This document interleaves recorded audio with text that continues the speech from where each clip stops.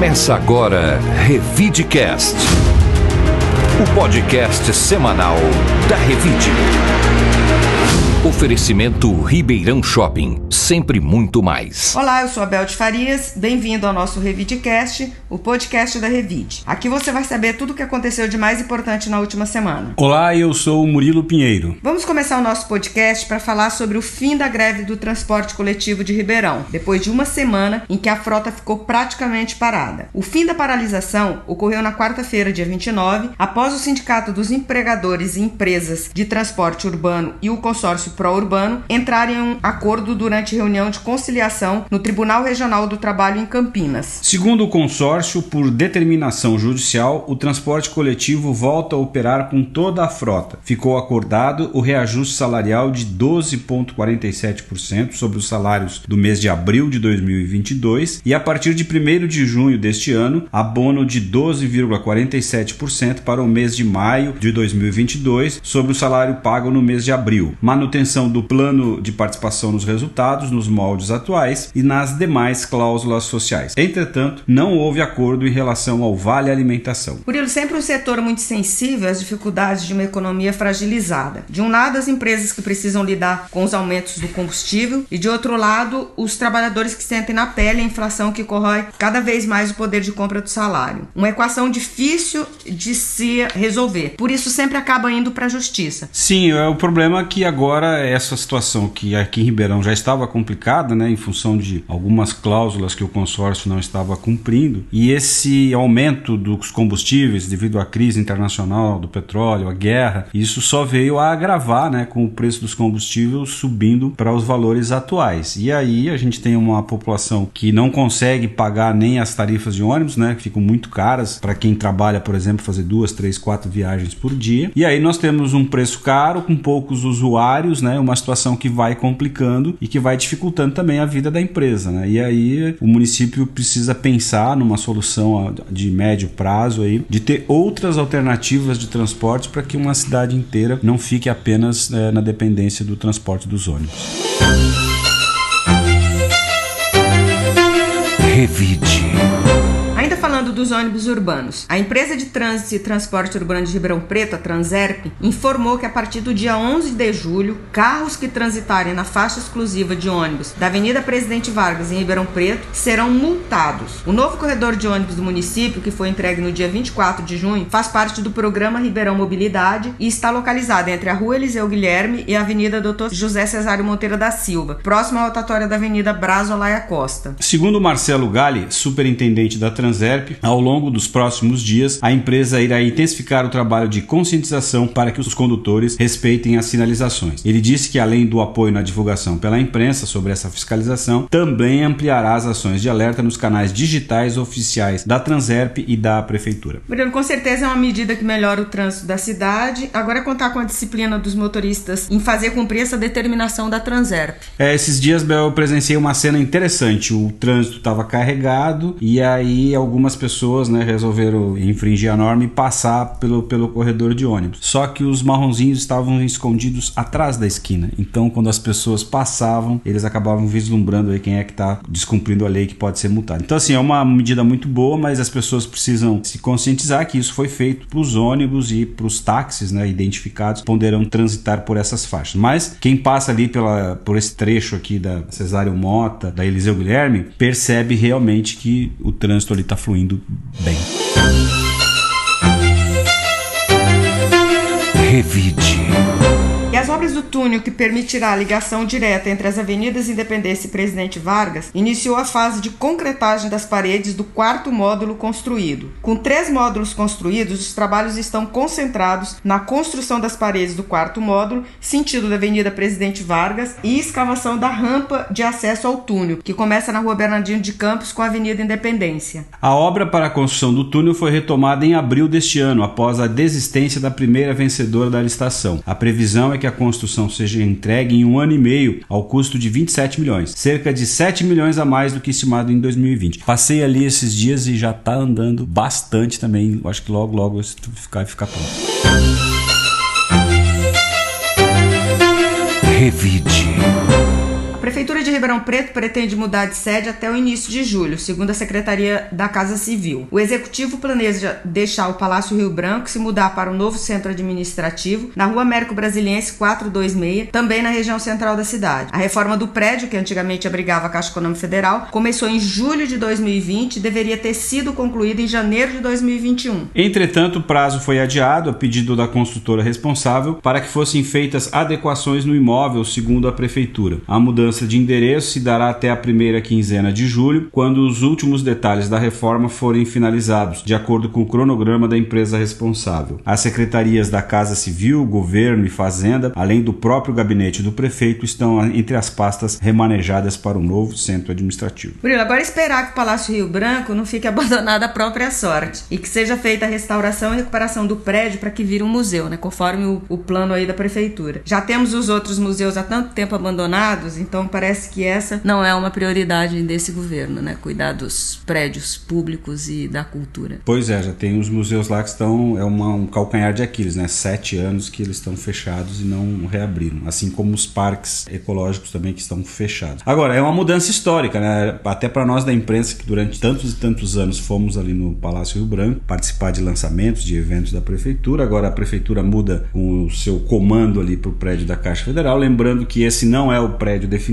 né? Há um projeto de construção de um centro administrativo e aí fica a bola rolando para o atual prefeito e para um próximo, quem sabe, de transformar aquele que é um lugar ali privilegiado, né? O Palácio Rio Branco está bem no coração da cidade, tem tudo para se fazer um café, um museu, algum espaço cultural, enfim, é um espaço muito nobre da cidade que a gente espera que o prefeito atual ou o próximo... O prefeito atual pode começar, né? Pode começar, ainda tem 2 anos. É o que o prefeito atual ou o próximo, né, façam ali um projeto bem bacana para a cidade. Eu acho que isso complementaria com o Pedro II, que tem ali perto e tal, ficaria alguma coisa bem... Marco, que tá do lado. Revide.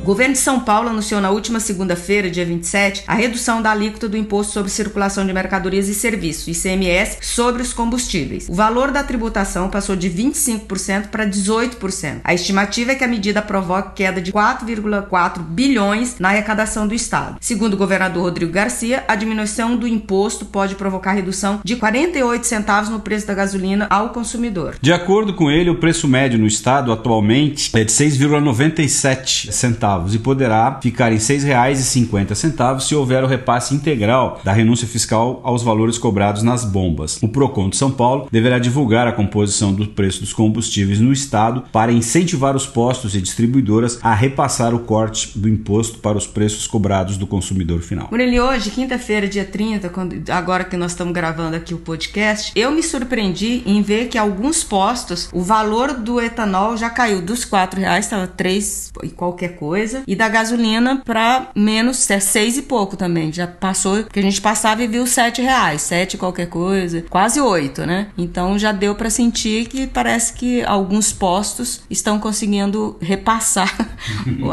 a renúncia fiscal aí para o consumidor. Nós fomos beneficiados por estarmos numa véspera de eleição, né? Claro que a redução de imposto é sempre bem-vinda, mas o governador candidato Rodrigo Garcia não perdeu a oportunidade, né, de retirar aí uma parte do ICMS de São Paulo. E aí, quando a gente olha para uma alíquota de ICMS como essa, que era 25%, né? Isso aí foi historicamente, o país foi fazendo isso, né? Colocando uma taxação de imposto nesse valor ao longo dos anos a ponto de chegar a 25%, né? De uma coisa que é essencial para toda a população, que é transportar carro, gasolina, etc. 18%, né? 18% nós chegamos num patamar real. Agora, eu temo que essa nossa alegria não dure pouco, porque num país com... Não dure muito. Não dure muito, né? Porque num país com tantas altas inflacionárias, é muito fácil o pessoal sumir com esses nossos 50 centavos de desconto aí. Tomara que ele persista por um tempo, mas eu acho difícil porque... E você vê que a renúncia fiscal é de quase 4 bilhões e meio. É muito dinheiro, né? Então, de repente, esse dinheiro todo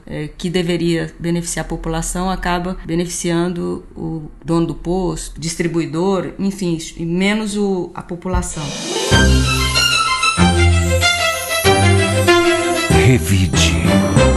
Bom, vamos lá. A Polícia Civil investiga uma possível fraude na licitação para a contratação de transportes escolares em Cajuru, na região de Ribeirão Preto. Os valores dos contratos chegam a cerca de 2,5 milhões anuais. Os investigadores ainda apontam indícios de que 2 vereadores coagiram empresários a cederem linhas de transporte escolar contratadas para obter vantagem financeira, uma vez que não é permitida na contratação a terceirização ou sublocação do serviço. As investigações são desenvolvidas pelo Centro de Inteligência de Ribeirão Preto e fazem parte da Operação Límpidos, termo em latim que significa limpeza, transparência. As buscas foram realizadas na Prefeitura Municipal de Cajuru, setor de licitações, nas residências de 2 vereadores de Cajuru, de um servidor municipal, de 2 empresários e em 2 empresas de Serra Azul.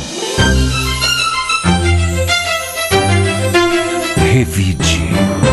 A 6ª edição do Festival Nacional de Teatro de Ribeirão Preto está com as inscrições abertas até o dia 17 de julho, visando a seleção de espetáculos no âmbito local e nacional. As inscrições podem ser feitas no portal da Prefeitura, na página da Secretaria da Cultura e Turismo, na aba Editais Abertos. O festival é um evento de artes cênicas de abrangência nacional que envolve artistas, grupos selecionados e convidados. Acontecerá de 30 de agosto a 7 de setembro, tendo como palco principal o Teatro Municipal, espaços culturais, além de apresentações em praças e parques da cidade. Serão realizadas 2 mostras, uma nacional com apresentação de 5 espetáculos selecionados entre os inscritos e outra local, também com a apresentação de 5 espetáculos selecionados entre os inscritos. Poderão se inscrever pessoas jurídicas, ou seja, grupos artísticos, companhias de teatro e promotores. Para a mostra nacional, poderão se inscrever pessoas jurídicas residentes em todo o território nacional. Já para a mostra local, os inscritos deverão residir no município de Ribeirão Preto. Revide. Agora o Paulo Apolinário, editor da revista Revide, vai falar sobre a edição desta semana, que terá a versão impressa. Paulo, quais são os assuntos mais relevantes da edição? Oi, Bel, Murilo e ouvintes do Revidecast. Na matéria de capa da Revide desta semana, que é impressa, abordamos a preparação de jovens promessas no esporte de Ribeirão Preto. Mostramos como os pais ajudam a conciliar a rotina de estudos e treinos. Já na entrevista da semana, Daniel Gobi falou sobre sua trajetória na política e os desafios como vice-prefeito e secretário de Planejamento de Ribeirão Preto. Além disso, ele comentou sobre as eleições municipais de 2024 e a possibilidade de ser o sucessor do prefeito Duarte Nogueira. Então, para saber mais detalhes sobre essa e outras matérias, garanta já seu exemplar. Revide.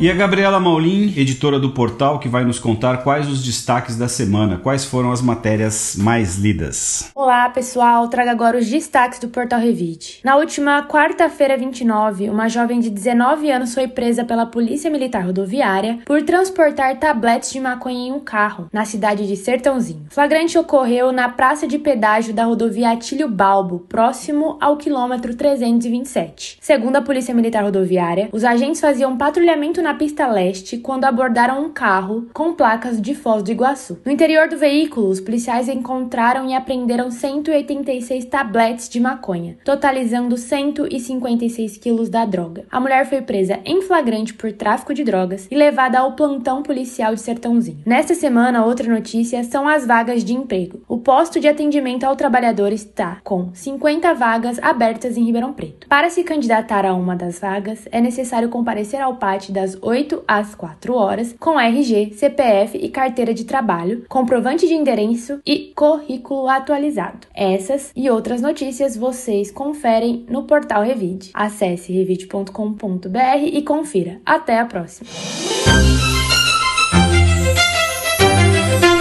Revide.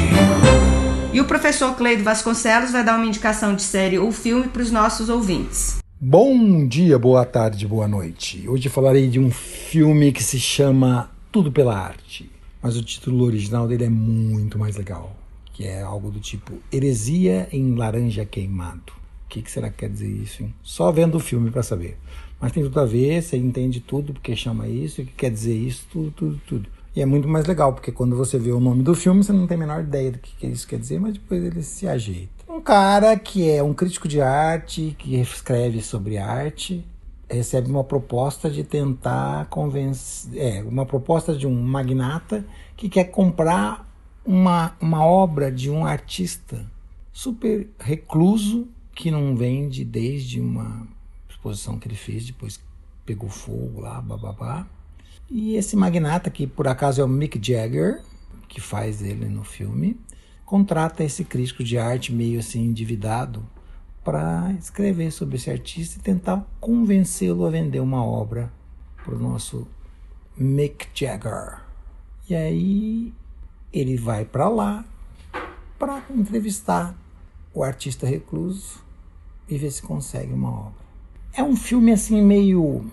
Sabe aquele filme que é quase policial, mas não é policial? Tipo o talentoso Mr. Ripley. É uma coisa assim, uma trama que envolve talvez roubo de arte, talvez não, talvez assassinato, talvez não, talvez uma intriga de crítica, mas não é muito definido, não tem um crime que acontece. Não é um filme policial, mas ele é um parapolicial quase, eu diria.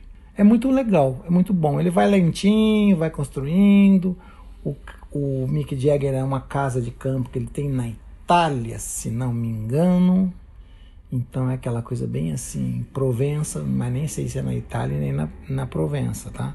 Mas Provença não é na Itália não. Ups, Toscana é na Itália. Provença é na França. Bom, resumindo, eu não sei se passa no interior da França, na Provença, na região provençal, sabe Deus como é que fala isso, ou se é na Itália, na região de Toscana. Mas é um lugar desse jeito aí, que tem aquelas casas bonitas, velha, abandonada e chique, de magnata, e que está acontecendo, rolando uma história. E numa da parte dessa propriedade, o magnata abrigou esse pintor recluso porque quer, tipo, meio que uma obra dele, porque ele já está velhinho, ele vai morrer dentro de alguns anos e ninguém tem obra, nada nem dele. É legal. É bem legal. E é legal porque ele vai manso, assim, na hora que acaba você fala, nossa, esse filme é bom, hein? Então é isso. Bye. Tchau. See you later, alligator. Revide.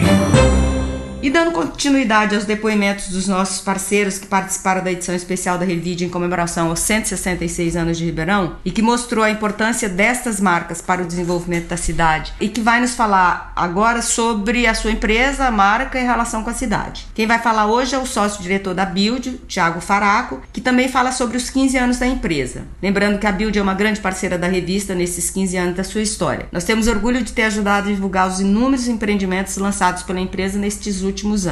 A Build Desenvolvimento Imobiliário nasceu em Ribeirão Preto há exatamente 15 anos atrás, ou seja, em 2007, e nesses 15 anos nós atingimos um crescimento significativo. Hoje a gente tem 14 regionais, estamos espalhados por várias cidades do interior de São Paulo e também no Triângulo Mineiro, já com mais de 7.500 unidades lançadas, o que significa mais ou menos 60 empreendimentos, né? E como é que a gente conseguiu todo esse sucesso na construção dessa marca?